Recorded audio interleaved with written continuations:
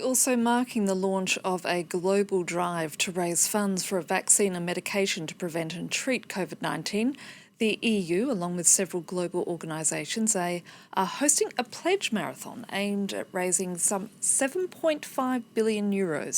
Joining me now is Catherine Nicholson, our Europe editor. Catherine, tell us a little bit more about this event and how it's actually been run. Annette, today is the launch day of this fundraising effort, and there is going to be at least a month of fundraising as well, culminating in the Global Vaccine Summit, which will be held on June the 4th. The event today pulled together by the European Commission, but together with 10 co-chairs in total. So alongside the EU, we have EU member states France, Germany, Italy and Spain, and also non-EU members, the UK, Norway, Canada, Japan and Saudi Arabia. There are two notable exceptions, as you can see in this international effort. The United States and China, they are the world's two biggest economies. One country is where the coronavirus broke out. The other has the highest number of cases, and much comment about the fact that they're not co-chairing this event. All the same, the aim, as you said, to raise €7.5 billion. And we're told that this is to meet initial needs, meeting a shortfall that was identified by the Global Preparedness Monitoring Board.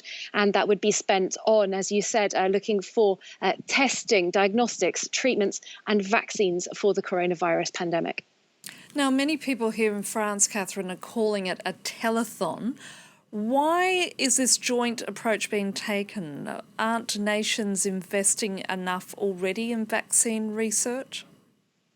Well, one thing to say is that the EU and its co-chairs are not asking private individuals to actually go into their wallets themselves. They are asking states, international organisations, financial institutions, private companies to pledge cash. Some of the big non-state actors involved in this that you will have heard of, for example, the World Bank, the Bill and Melinda Gates Foundation. So very huge names who can galvanise fundraising much better than private individuals. And yes, individual states have been putting their own money into looking for vaccines, but this is about coordinating those efforts, avoiding doubling up, and really trying to make this whole situation go as quickly as possible to finding those vaccines and treatments.